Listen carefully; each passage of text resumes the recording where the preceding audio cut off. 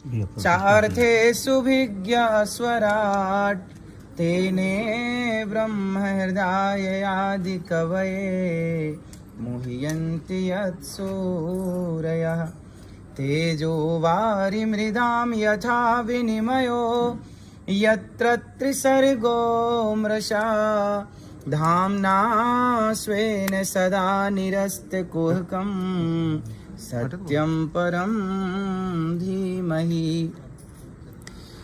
ये पूरा ब्रह्मांड जिस परमात्मा के द्वारा उत्पन्न होता है, जिस ईश्वर जिस श्रीमन नारायण के द्वारा, वही इस संसार को चलाने वाले हैं।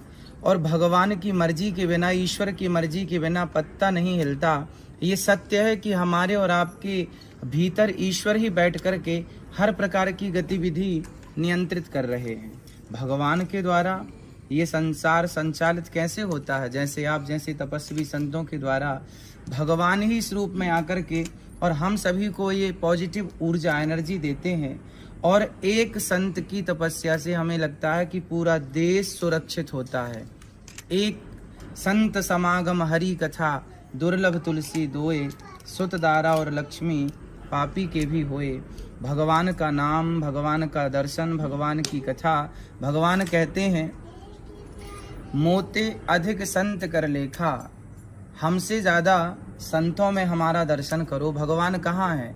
हरि व्यापक सर्वत्र समाना है तो भगवान सब जगह, पर भगवान अप्रत्यक्ष रूप में है, कण कण में व्याप्त हैं, सर्वम खलवेदम ब्रह्म। पर यदि उनकी व्यापकता को साकार रूप में देखना है तो आप जैसे महान संतों के द्वारा ही वह प्रकट होकर के समाज के उत्थान और कल्याण के लिए अवतार धारण करते हैं। कभी वो राम, कभी कृष्ण, कभी नरसिंह, कभी वामन, और कभी आप जैसे महापुरुषों के रूप में आके हम जैसे पतितों को पावन करते हैं। और यही जीवन की सार्थकता भी है।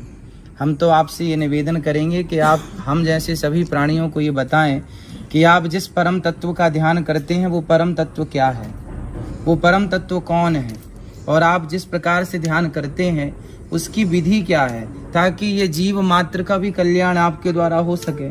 आपके ध्यान, आपके चिंतन के द्वारा आप जब बतलाएंगे तो हम जीव मात्र भी कोशिश करेंगे, प्रयास करेंगे कि ऐसी समाधि हमारी और ये जनमानस की लगे। यही आपके श्री चरणों में बारंबार निवेदन है। बोलो बाबा सत्यनारायण की जय, बोलो बाबा रुद्र की जय, बोलो शंकराचार्य जी की जय।